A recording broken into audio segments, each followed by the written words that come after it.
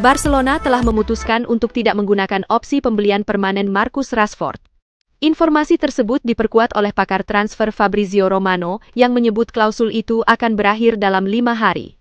Dengan keputusan tersebut, Rashford untuk sementara akan kembali berstatus pemain Manchester United. Akan tetapi, situasi itu tidak otomatis menutup peluangnya untuk kembali mengenakan seragam Barcelona musim depan.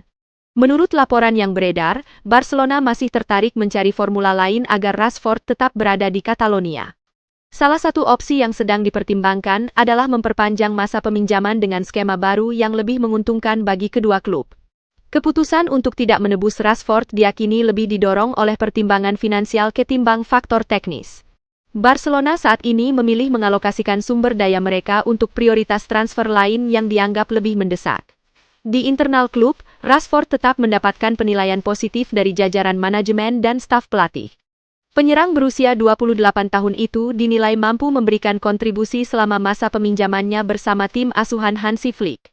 Bahkan, Rashford disebut lebih tertarik melanjutkan karirnya di Barcelona dibandingkan kembali secara permanen ke Manchester United. Keinginan pemain menjadi salah satu faktor yang membuat peluang kerja sama baru masih terbuka. Meski demikian, situasi di lini depan Barcelona kini jauh lebih kompetitif. Kehadiran Anthony Gordon menambah persaingan di sektor serangan yang sebelumnya sudah dihuni Raphinha dan Lamine Yamal sebagai pilihan utama. Selain itu, Barcelona juga masih fokus mengejar target besar lain pada bursa transfer musim panas. Upaya mendatangkan Julian Alvarez dari Atletico Madrid menjadi salah satu prioritas utama, meskipun transfer ini akan sangat sulit.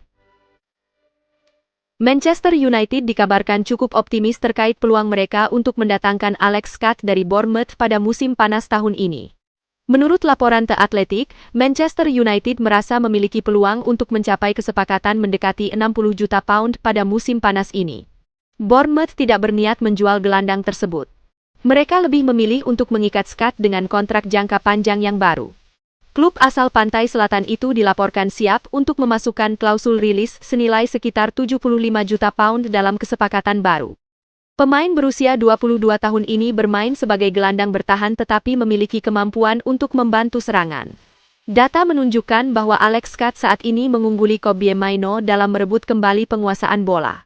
Namun, lulusan Akademi United ini tetap unggul dalam hal umpan progresif.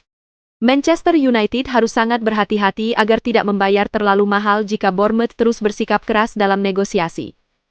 Situasi pelik yang menimpa West Ham membuat mereka harus memutar otak terkait masa depan aset berharganya.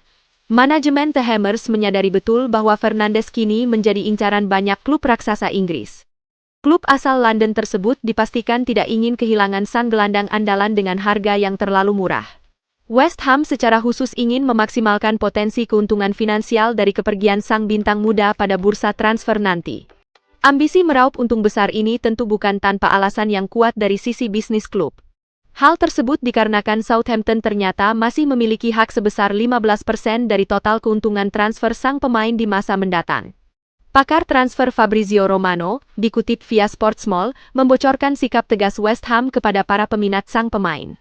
Berdasarkan laporannya diungkapkan, West Ham telah memberitahu perwakilan Fernandes bahwa gelandang tersebut hanya akan diizinkan untuk pergi dengan biaya sekitar 85 juta pounds.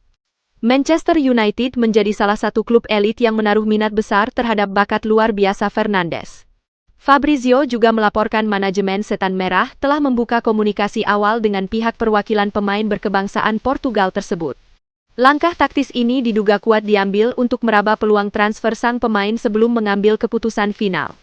Berdasarkan pantauan terkini, Manchester United sama sekali belum menyodorkan tawaran formal kepada pihak West Ham.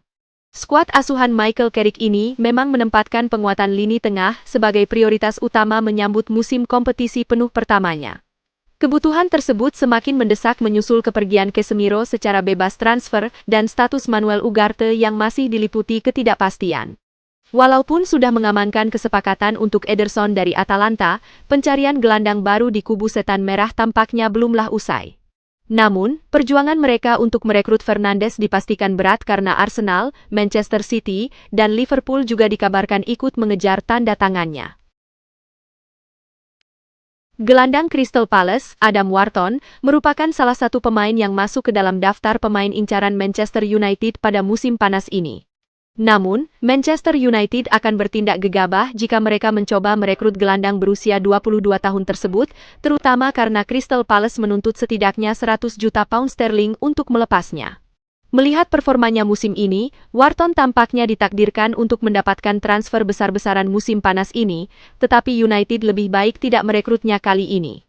Dengan Maino yang sudah ada di lini tengah, menghabiskan banyak uang untuk mendatangkan pemain lain dengan profil serupa tidak masuk akal. Kedua pemain tersebut tampil terbaik saat menerima bola di bawah tekanan, mengembangkan permainan melalui lini tengah, dan mendikte tempo permainan. Memasangkan Maino dan Adam Wharton juga akan menjadi bencana, karena keduanya tidak dapat beroperasi tanpa kapal perusak di belakang mereka. Maino telah menjadi pemain kunci di bawah arahan Michael Carrick dan tampak seperti seseorang yang ingin dijadikan tumpuan oleh manajer dan klub. Manchester United akan lebih baik jika memilih Eduardo Camavinga sebagai alternatif, di mana sejumlah laporan yang mengklaim bahwa pemain Prancis itu bisa meninggalkan Real Madrid musim panas ini. Seperti yang sudah diketahui, Piala Dunia 2026 akan segera dimulai. Manchester United diketahui mengirimkan total sekitar 12 wakil mereka untuk bertanding di ajang tersebut. Bruno Fernandes adalah salah satu pemain MU yang akan bertanding di Piala Dunia 2026. Ia dan Diogo Dalot akan membela timnas Portugal di ajang tersebut. Bruno Fernandes sendiri mengaku ingin menghadapi rekannya di Manchester United di Piala Dunia nanti. Ia ingin berhadapan dengan Noussair Mazraoui dan timnas Maroko karena ia menyimpan dendam. Dalam wawancaranya di MUTV baru-baru ini, Fernandes mengungkapkan alasan mengapa ia ingin jumpa dengan timnas Maroko di Piala Dunia 2026. Ia menyebut dirinya masih kesal karena Portugal dikalahkan Maroko di babak perempat final Piala Dunia 2022 dan ia ingin membuat perhitungan dengan Mazraoui dan kawan-kawan. Saya ingin bertemu dengan Maroko di Piala Dunia 2026 karena teman saya, Nous Mazraoui, ada di sana. Kami masih menyimpan dendam kepada mereka di Piala Dunia yang lalu, jadi saya ingin mengalahkan mereka di Piala Dunia ini, ungkap Fernandes. Fernandes sendiri berharap agar dirinya dan timnas Portugal bisa melaju jauh di Piala Dunia 2026. Ia ingin Seleção setidaknya bisa menggapai partai final. Jika nantinya Portugal masuk ke babak final, ia tidak akan pilih lawan dan siap menghadapi siapapun dan keluar sebagai juara untuk pertama kalinya dalam sejarah. Saya tidak akan pilih lawan di final. Jika saya bisa masuk ke final, maka saya akan memikirkan siapa lawan saya nanti, tutur Bruno Fernandes. Bruno Fernandes dan timnas Portugal akan mengawali perjalanan mereka di Piala Dunia 2026 pada tanggal 18 Juni 2026 mendatang.